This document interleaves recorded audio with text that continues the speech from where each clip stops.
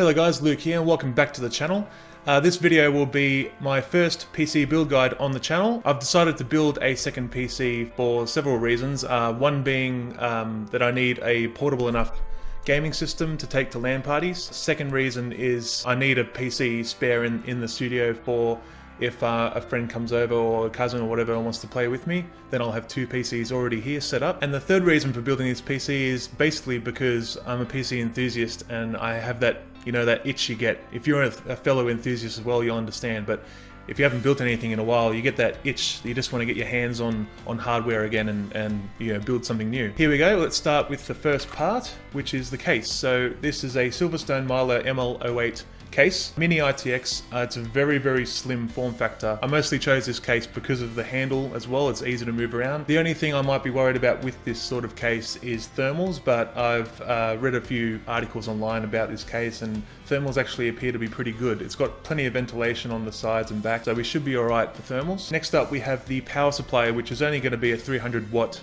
80 plus bronze power supply. This should do the job because our CPU is only 65 watts, graphics card will be 75 watts. It's nowhere near the 300 watt limit. Obviously we'll have a hard drive or two in there, or SSD as well, but still should be fine for 300 watts. I chose this one just basically because of its price. Unfortunately it's got those ketchup and mustard cables, which don't look too good, but the case I chose doesn't have a side window, so we won't be needing to look at those nasty colors anyway. Onto the CPU guys, we have the AMD Ryzen 3 1200, and it's quite obvious why I chose this. It's the best bang for your buck quad-core processor basically for gaming, because a lot of games these days are actually utilizing 4 cores a lot more than they used to.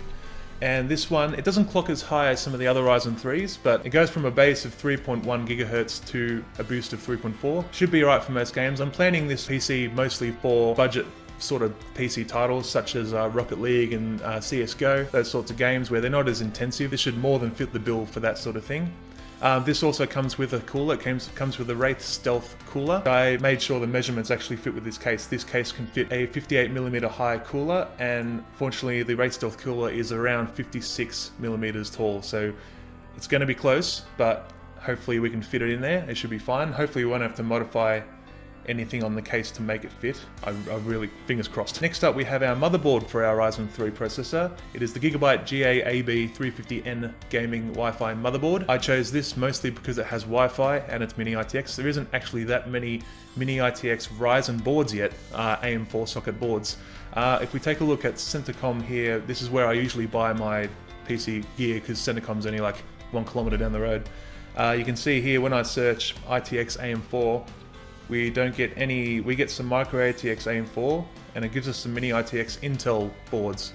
So they actually don't have any, they say within the next couple of months or so, like month or 2 months, they'll have Mini-ITX AM4 socket motherboards, but I don't want to wait that long guys, I want to get this system going. Next we have the RAM. I just went with an 8 gig kit of RAM this time. I would have loved to go 16 gig, but I wanted to keep this build under 1,000 as much as possible, so I you know, shifted around a few parts.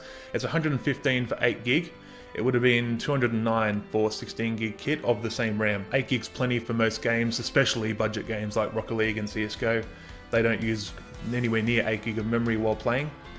And this also goes up to 2400 megahertz, which is great because our Ryzen 3 CPU here says the max memory speed is 2667 megahertz.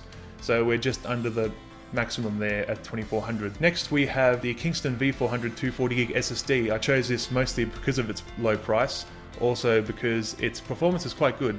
A lot of SSDs that are 240 gig, you can get them for cheaper than this. You can get them for like 115 or 120, but their write speed really suffers. They're only about 350 megabytes a second, so definitely nowhere near the performance of this one. And there are better performing 240 gig SSDs as well, but again, I wanted to keep this build under $1,000 as much as possible, so I went with this one. The first drive I had was a SanDisk Ultra, which was $135, but that put us just over $1,000.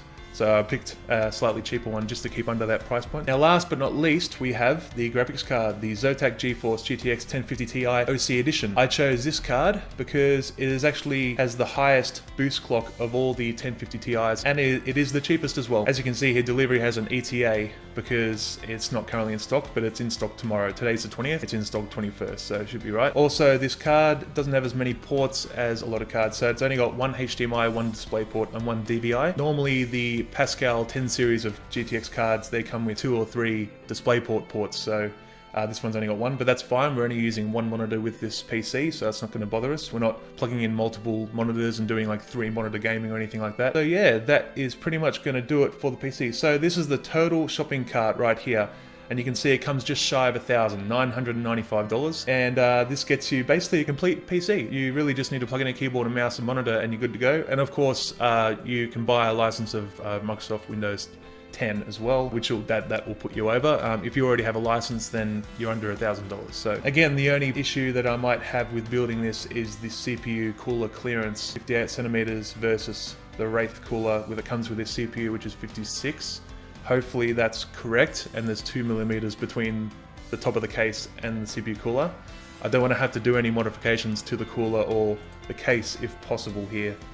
So yeah, fingers crossed. You can expect a video of this build, of me doing this build. It will have some time lapses in it and whatnot, building this PC, and I'll be going through the parts again at the start of that video just so you can see what I bought. And you know, if you guys want to buy this PC as well, you can see the parts here. I'm buying them from Scorptech Computers, which are located in Melbourne. These prices are very similar to any other IT store, so you can pretty much go to, if Scorptech isn't in your area, you can go to Centacom or MSY or any other chain. They pretty much have similar prices anyway. It'll just matter with their stock. You can see here the motherboard is order only. It doesn't come in for another 5 days, I think, back in the stock, so I'm going to have to order that now and then wait for that to come.